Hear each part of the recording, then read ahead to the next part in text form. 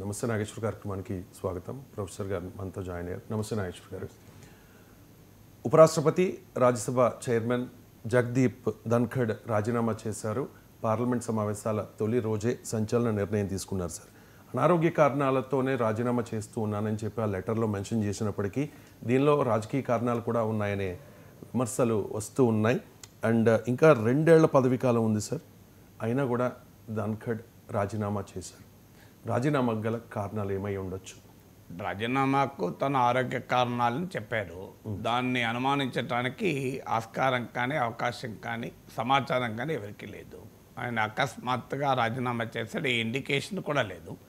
Even నిన్న పార్లమెంట్కి వచ్చాడు, ఎంపీలు కూడా మాట్లాడుతూ ఎలాంటి ఇండికేషన్ లేదని కూడా పేర్కొన్నారు.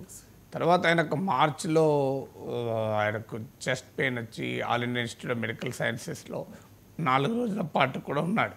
చాలా హై ప్రెషర్ జాబ్. సభాపతి అంటే మనం సభను అర్ధగంట లైవ్లో చూస్తేనే మన బీపీ పెరుగుతుంది. అలాంటిది ఆ సభను నడిపించాలి అంటే అది ఎంత హై ప్రెషర్ ఉంటుందో అర్థం చేసుకోవచ్చు. సహజంగా ఇలాంటి హై ప్రెషర్ జాబ్స్ను తీసుకోలేని పరిస్థితి ఉండవచ్చు కనుక ఆయన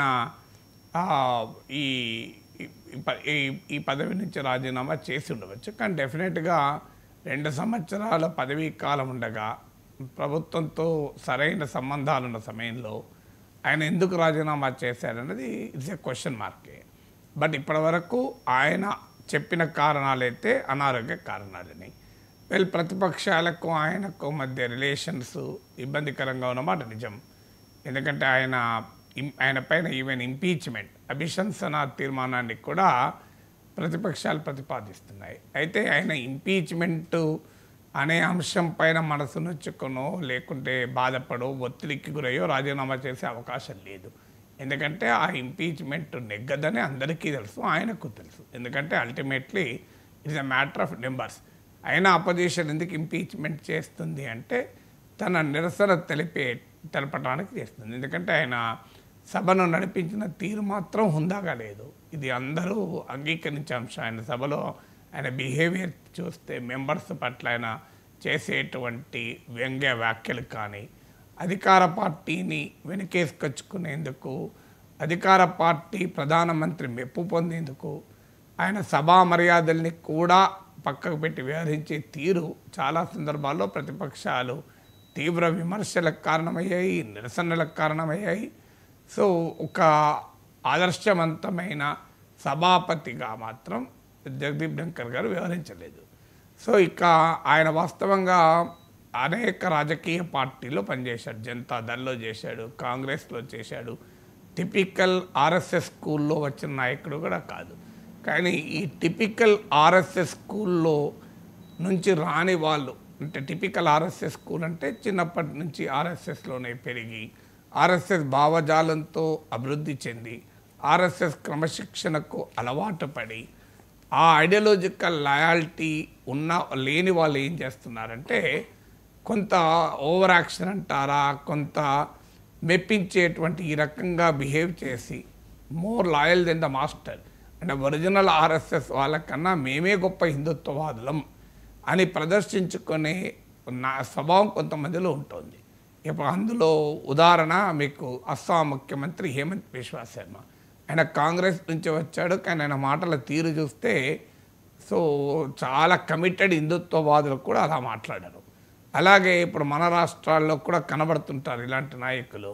జీవితం అంతా ఆర్ఎస్ఎస్లోనే గడిపి సంఘర్ష శాఖలకు వెళ్ళి సంఘటనలో పైకి వచ్చిన నాయకులు కూడా అంత హిందుత్వవాదులుగా వాళ్ళకు చూపెట్టుకోవాల్సిన అవసరం లేదు, వాళ్ళు ప్రదర్శించుకోవాల్సిన అవసరం లేదు, వాళ్ళు చేయరు.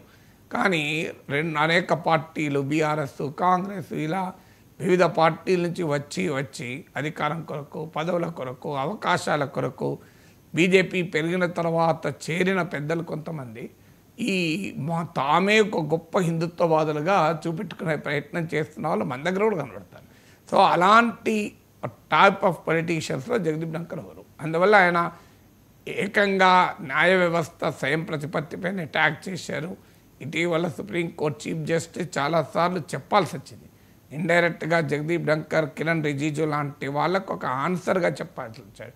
సావర్నిటీ ఆఫ్ పార్లమెంట్ అంటాడు. ఈయన స్వయాన లాయరు, వైస్ ప్రెసిడెంట్గా రాజీనామా చేసిన అతను స్వయాన లాయర్ కనుక ఆయనకు రాజ్యాంగం తెలియక కాదు, ఆయనకు కేశవానంద భారతి కేసు 1973లో సుప్రీంకోర్టు ఇచ్చిన చారిత్రాత్మక తీర్పు తెలియక కాదు. అయినా కూడా సావర్నిటీ ఆఫ్ ద పార్లమెంట్, ప్రజలు ఎన్నుకున్న సభలకే అధికారాలు ఉంటాయంటాడు. ఎలా ప్రజలు ఎన్నుకున్న సభలకే అధికారాలు ఉంటాయని ఒకవైపు చెప్తూ, మరోవైపు కేంద్ర ప్రభుత్వం గవర్నర్లకు రాష్ట్రపతులకు అధికారాలు ఉండాలి, చట్టసభలు చేసిన చట్టాన్ని కూడా తిరస్కరించి చట్టాలను కూడా తమ దగ్గరే పెట్టుకునే అధికారం ఉండాలని సుప్రీంకోర్టుకి వెళ్తుంది.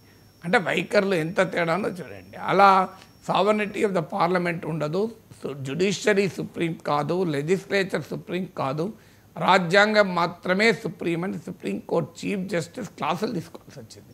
అందులో న్యాయ వ్యవస్థ పైన కూడా చాలా బాధ్యతారహితమైన కామెంట్స్, ఒక ఉపరాష్ట్రపతి పదవిలో ఉండి చాలా బాధ్యతారహితమైన వ్యాఖ్యలు న్యాయ వ్యవస్థ పైన, రాజ్యాంగానికి భిన్నంగా కూడా ఆయన వ్యాఖ్యానించిన సందర్భాలు ఉన్నాయి. సో అందువల్ల ఆ వివాదాలన్నీ ఉన్నమాట నిజం. బట్ స్టిల్ ఆయన ఎందుకు రాజీనామా చేశారన్నప్పుడు స్పెక్యులేట్ చేయడం కన్నా ఆయన చెప్పిన ఆరోగ్య కారణాలనే మనం తీసుకోవాల్సిన అవసరం ఉంటుంది. అండ్ కమ్యూనిస్టు యోధుడు